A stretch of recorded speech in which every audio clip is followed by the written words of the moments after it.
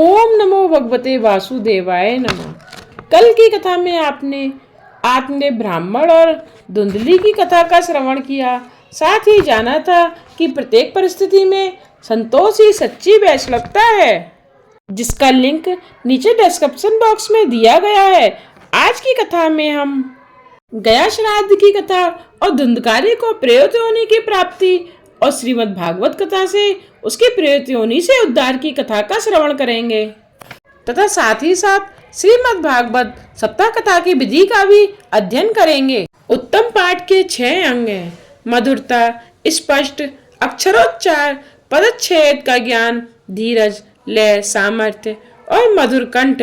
पाठ शांत चित्त से करो, समझे बिना और अच्छे शीघ्रता से पाठ मत करो। आत्मदेव गंगा के किनारे आ गया, मानसी सेवा करने लगा। एकांत में बैठकर मन को एकाग्र करने लगा। चंचल मन को विवेक रूपी बोध से संभालो और ध्यान मग्न रखो। संकल्प विकल्प से मन को दूर रखो। मानसिक सेवा से मन की धारा अटूट रहनी चाहिए। ऐसी सेवा दिव्य सेवा होती है। उच्च स्वर से जब पाठ करने से मन एकाग्र होता है, निरोध होता है। आत्मदेव सतत भागवत ध्यान में तन्मय बने हैं। निवृत्ति में सतत कर्म होना चाहिए, अन्यथा निवृत्ति में भी पाप प्रकट होगा। आत्मदेव दशम स्कंद का पाठ करते हैं। इसका नित्य पाठ करने से वह सचमुच देव बना। आत्मा परमात्मा से मिलती है तो वह देव बनती है। आज जीव और शिव एक हुए। जीव और शिव का मिलन हुआ। भागवत का जो आश्रय ले वह भगवान बनता है, ईश्वर होता है। उसे परमात्मा अनेक बार अपने से भी बड़ा बनाता है। श्री परमात्मा के 2 स्वरूप हैं, एक अर्चना स्वरूप और दूसरा नाम स्वरूप।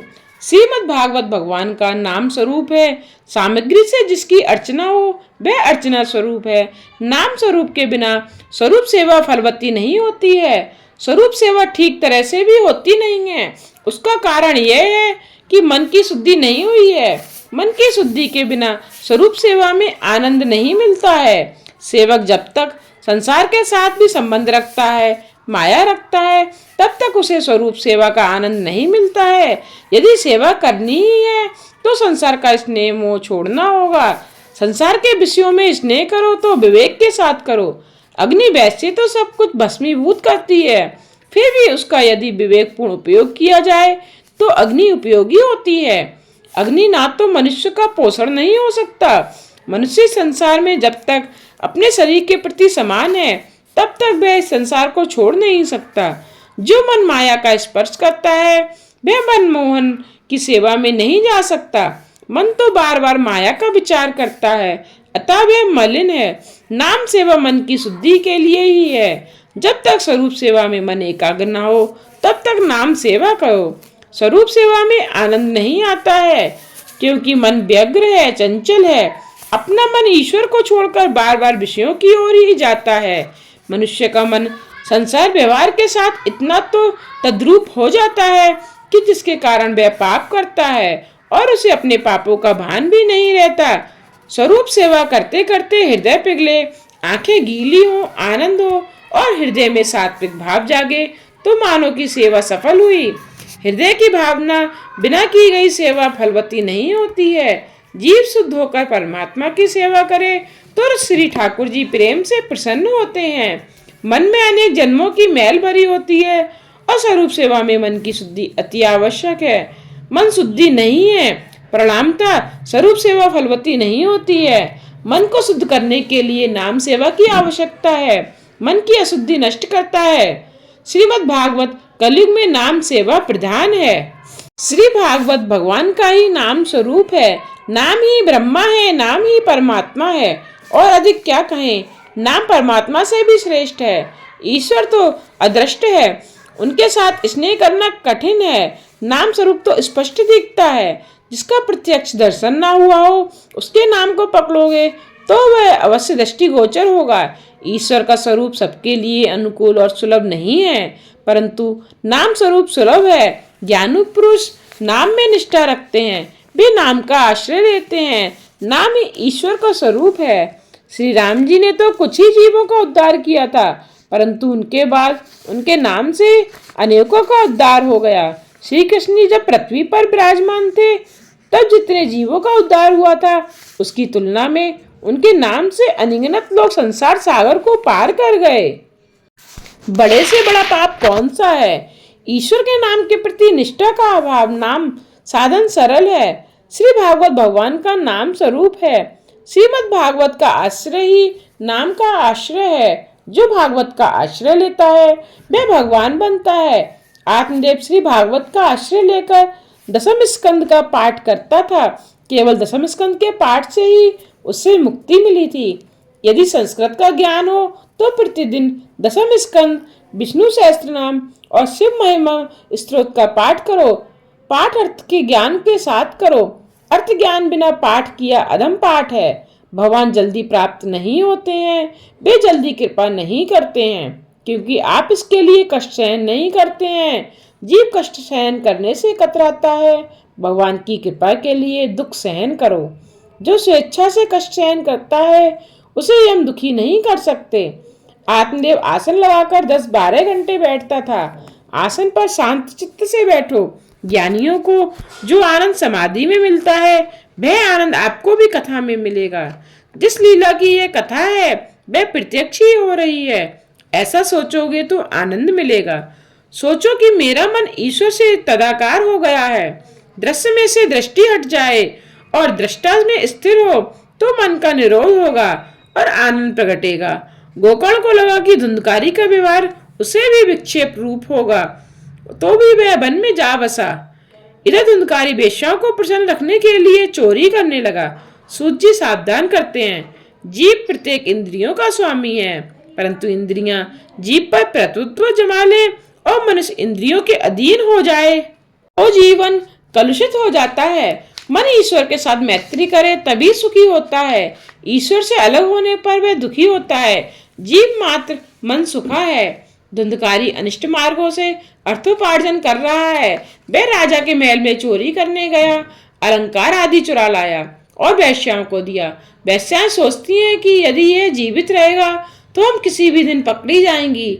ऐसा होने पर राजा हमारा सारा धन छीन लेंगे और शायद दंड और भी भुगतना पड़ेगा, सो इसे हम ही मार ही डालें तो अच्छा रहेगा। ऐसा सोचकर उन्होंने धुंधकारी को रस्सी से बांधा और उसके गले में फांसी का फंदा डाला। फिर भी धुंधकारी मरता नहीं है। अति पापी की मृत्यु भी जल्दी नहीं होती।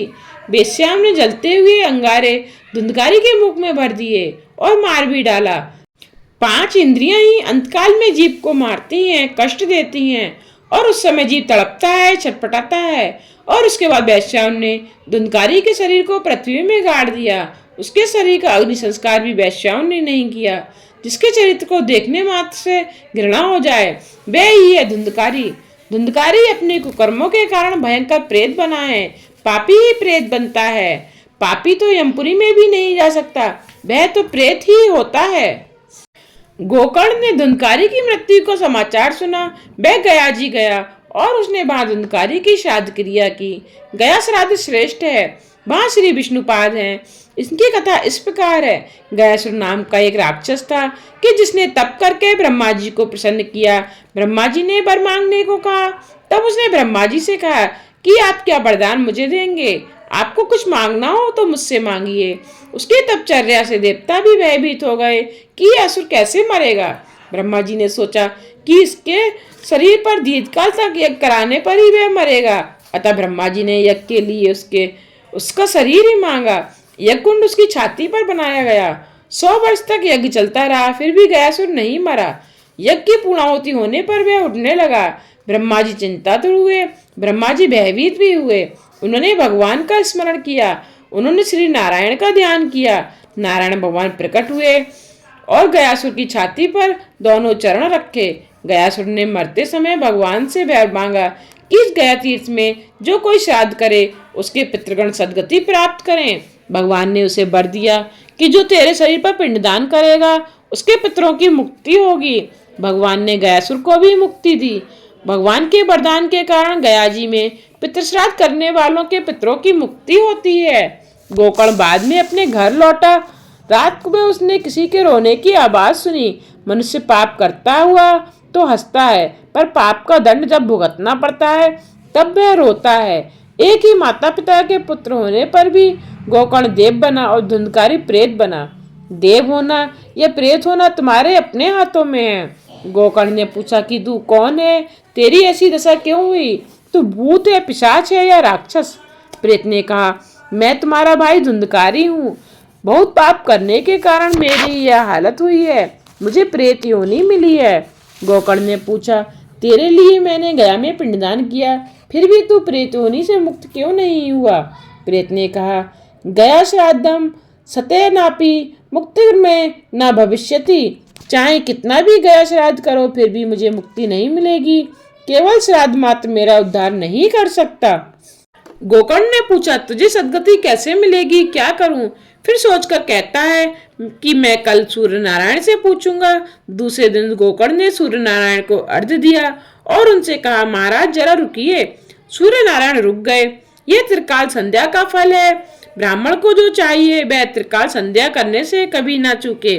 त्रिकाल संध्या करने वाला ना तो कभी मूर्ख रहता है और ना तो कभी दरिद्र। सूर्य नारायण ने पूछा, क्या काम है मेरा?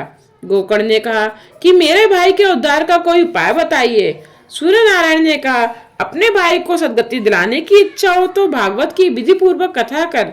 श्राद्ध से जिस आत्मा की मुक्ति नहीं होती है उसे भागवत मुक्त करता है। भागवत शास्त्र मुक्ति शास्त्र है, भागवत से मुक्ति मिलती है। धुंधकारी को पाप से मुक्त कराने के लिए गोकर्ण ने भागवत सप्ताह का आयोजन किया। धुंधकारी वहां आया किंतु उसे बैठने के लिए जगह न मिली, तो 7 गांठ वाले बांस में वह प्रविष्ट हुआ। रोज एक के बाद एक गांठ टूटती गई। 7वें दिन परीक्षित मोक्ष की कथा हुई। बांस में से दिव्य पुरुष बाहर निकला, गोकर्ण को प्रणाम करके बोला, भाई प्रेत योनि से तूने मुझे मुक्त किया। धन्य है भागवत कथा। जड़ बांस की गांठ टूटती है तो फिर चेतन की क्यों ना टूटे। विवाह में 2 व्यक्तियों के दामन बांधे जाते हैं। पति पत्नी का स्नेह ही ग्रंथि है। इस ग्रंथि का छूटना कठिन है। परमात्मा की सेवा करने के लिए एक दूजे का साथ मिला है, ऐसा सोचे तो पति पत्नी सुखी हो सकते हैं। बांस में अर्थात वासनाओं में धुंधकारी रहा था। बांस की 7 गांठ अर्थात वासनाओं की 7 गांठ वासना का पुनर्जन्म का कारण है। अतः वासना को नष्ट करो। वासना पर विजय पाना ही सुखी होने का उपाय है, मार्ग है। मनुष्य मोह को नहीं छोड़ सकता। वासना अर्थात आसक्ति 7 प्रकार की होती है। नारी की आसक्ति, पुत्र की आसक्ति, व्यावसायिक आसक्ति, द्रव्य की आसक्ति, कुटुंब की आसक्ति, घरवार की आसक्ति, गांव की आसक्ति। इन सभी आसक्तियों का त्याग करो। शास्त्र में काम, क्रोध, लोभ, मोह, मद, मत्सर और अविद्या को 7 गांठ कहा गया है। इनमें जीव बना हुआ है जिसे मुक्त करने का प्रयत्न करना है। बांस वासना का रूप है। जीव वासनाओं में फंसा है। वासना से ही जीव में जीव भाव आया है। वह निष्काम से सकाम बना। वासनाओं की ग्रंथियां जब तक ना छूटे तब तक जीव भाव निर्मूल नहीं होता। श्री भागवत की कथा के श्रवण से वासना की हर एक ग्रंथि टूटती है। भागवत कथा से ग्रंथियां टूटती हैं। प्रभु से प्रेम बढ़े तो आसक्ति की ग्रंथियां टूटने लगे। श्री भगवान के नाम का जप करेंगे और वही एक सत्य है ऐसा मानकर उसका नित्य स्मरण करेंगे तो वासनाओं की ग्रंथियां छूट जाएंगी। एक गृहस्थ का नियम था और वह 12 वर्षों से कथा सुनता आया था। एक ब्राह्मण रोज कथा करने के लिए आता था। एक दिन सेठ के बाहर जाने का प्रसंग उपस्थित हुआ। कथा श्रवण के नियम को भंग कैसे किया जाए? उसने ब्राह्मण से कहा, मैं कल कथा नहीं सुन सकूंगा, मेरे नियम का क्या होगा? ब्राह्मण ने कहा कि तुम्हारा पुत्र कथा सुनेगा तो चल जाएगा। गृहस्थ ने पूछा कि कथा सुनने से वह वितरागी बन गया तो? ब्राह्मण ने कहा, 12 वर्षों से तुम कथा सुनते आए हो फिर भी तुम्हें वितराग न हुआ तो फिर एक दिन की कथा से तुम्हारा पुत्र कैसे विरागी हो जाएगा?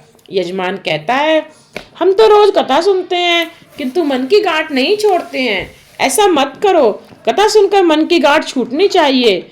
जीव जब तक संसार सुख का त्याग मन से ना करे तब तक भक्ति सिद्ध नहीं होती है। भोग का त्याग भी नहीं करना है और भक्ति भी करनी है। ये कैसे हो सकता है? धीरे धीरे मन को स्वभाव को सुधारना चाहिए। स्वभाव के सुधरने ही भक्ति सिद्ध होती है। ज्ञान और वैराग्य को पुष्ट करने के लिए ही ये भागवत कथा है। परमात्मा के चरणों में आसरा लेकर ही महापापी धुंधकारी देवता जैसा बना। धुंधकारी कहता है कि इस कथा से मेरे ऐसे पापी को भी परम गति प्राप्त हुई। धुंधकारी को लेने के लिए पार्षद विमान लेकर आए। गोकर्ण ने पार्षदों से पूछा, केवल धुंधकारी को लेने के लिए ही विमान क्यों लाए और किसी को लेने के लिए क्यों नहीं? पार्षद कहता है, वह एक आसन पर बैठता था, अनशन करता था और रोज कथा का मनन करता था। प्रभु के चरणों में मन में निवास करना ही उपवास है। उपवास के समय कुछ भी खाने पर पूर्ण उपवास नहीं होता है। कथा सुनकर केवल धुंधकारी को ही मुक्ति क्यों मिली? कथा धुंधकारी की ही तरह सुननी चाहिए। उसने कथा का मनन और निध्यासन किया, उसे मुक्ति मिली। श्रवण मनन और निध्यासन से ज्ञान दृढ़ होता है। बिना दृढ़ता का ज्ञान व्यर्थ है। उसी भांति लापरवाही से किया गया श्रवण भी व्यर्थ ही है। संदेह युक्त मंत्र व्यर्थ है। व्यग्र चित्त से किए गए जब का कोई भी फल नहीं मिलता। संदेह करने से मंत्र और चित्त के इधर उधर भटकने से जब फलदायी नहीं होते हैं। कथा में मन बिना बैठकर श्रवण करने से क्या लाभ? वह फलदायी नहीं होता है। कथा सुनते समय तन मन और घर की समानता भूल जानी चाहिए। देहात्मक विस्मृति से और तन्मयता से कथा सुननी चाहिए। मैं ईश्वर के साथ तन्मय होना चाहता हूँ, ऐसी भावना रखो। कथा सुनकर और मनन करके जीवन में उतारोगे तो कथा श्रवण सार्थक होगा। कथा सुनकर जीवन में एक लक्ष्य निश्चित किया जाए। श्री भागवत भगवान की कथा सुनकर कुछ ग्रहण करो। कथा का कोई एक शब्द भी मन में कुरेदोगे तो जीवन का उद्धार हो जाएगा। सबको प्रतीति हुई कि धुंधकारी की तरह हमने कथा सुनी नहीं, अतः हमें उस जैसी गति नहीं मिली।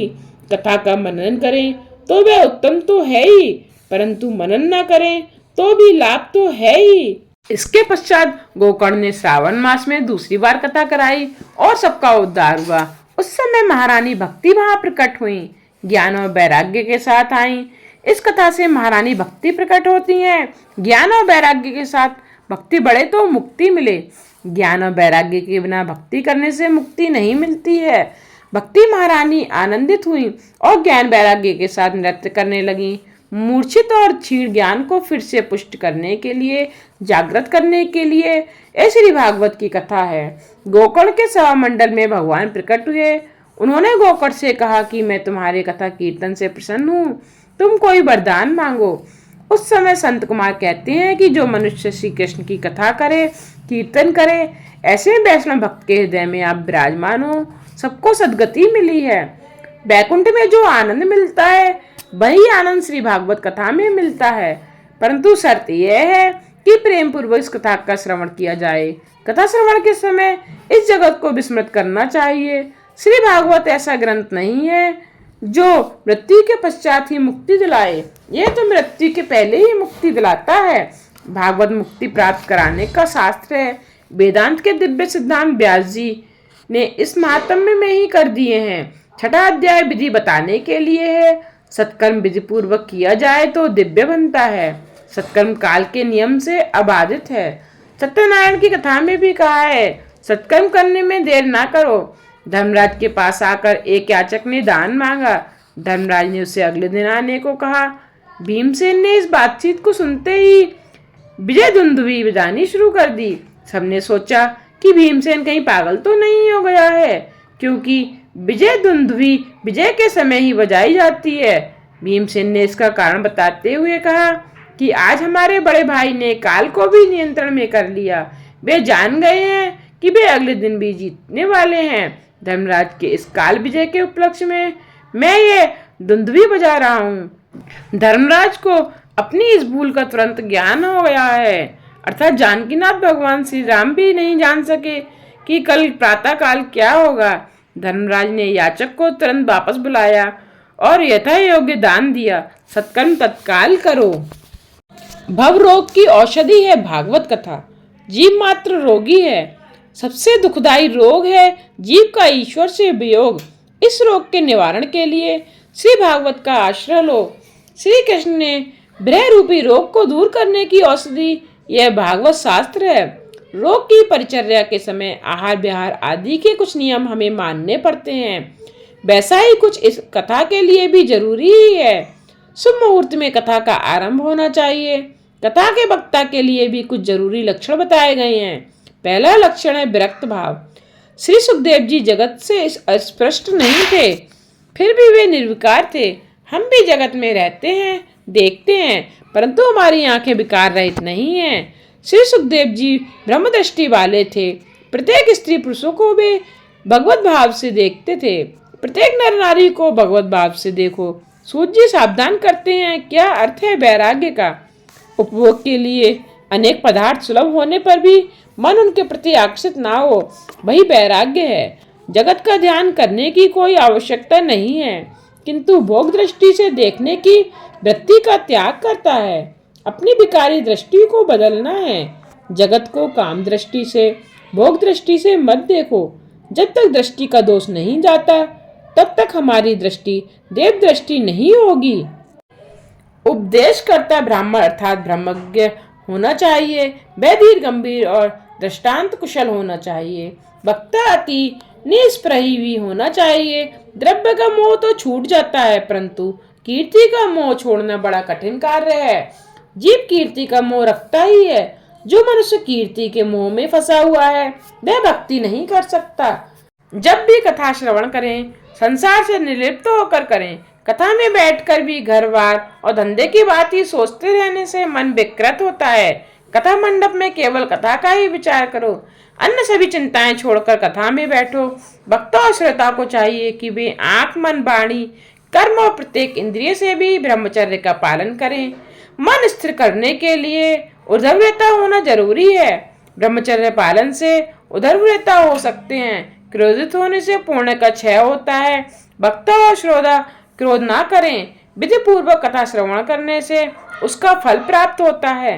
कथा का श्रवण करने वाले वैष्णव यमपुरी में नहीं जाते, वे बैकुंठ में जाते हैं। भागवत की कथा का श्रवण जो प्रेम से करता है, उसका संबंध भगवान से जुड़ता है। भागवत भगवान का साक्षात स्वरूप है। श्री भगवान का बाणम्य रूप है। वेदांत में अधिकार और अधिकारी की अच्छी चर्चा की गई है। सबको वेदांत का अधिकार नहीं है। नित्य नित्य वस्तु विवेक, समदमादि, सर संपत्ति, यह मूत्र फल भोग, विराग बिना वेदांत अधिकार प्राप्त नहीं हो सकता। वेदों के 3 विभाग किए गए हैं, कर्म कांड, ज्ञान कांड, उपासना कांड। उसी प्रकार अनेक अधिकारी भी निश्चित किए गए हैं। भागवत हर किसी के लिए है। भागवत का आश्रय लोगे तो भगवान तुम्हें भगवान की गोद में बिठाएगा। वह तुम्हें निर्भय और निसंदेह करेगा। भागवत के श्लोक 18,000 क्यों हैं? 8 प्रकृति के 8 और 9वां ईश्वर अतः पूर्णता हुई। 9वां अंग पूर्णतादर्शी है। खान पान, व्यवहार, पत्र लेखन आदि सभी कार्यों की विधियां भागवत में बताई गई हैं। एक किसी ग्रंथ का अवलंबन करने से सभी प्रकार का ज्ञान प्राप्त होगा। यह ग्रंथ पूर्ण है। भागवत भगवान नारायण का ही रूप है। जगत और ईश्वर, जीव और जगत, जीव और ईश्वर आदि से संबंधित ज्ञान भागवत से प्राप्त होगा। भागवत कितना सुनो तो कहोगे कि जितनी बातों को जीवन में उतारा गया, श्रवण की गई बातों का मनन करो और उसे व्यवहार में कार्यान्वित करो। केवल ज्ञान व्यर्थ है। जीवन व्यवहार के काम में लाया हुआ ज्ञान का सार्थक होगा। गांधी जी भी कहते थे, 2.5 मन ज्ञान की अपेक्षा तोला भर आचरण श्रेष्ठ है।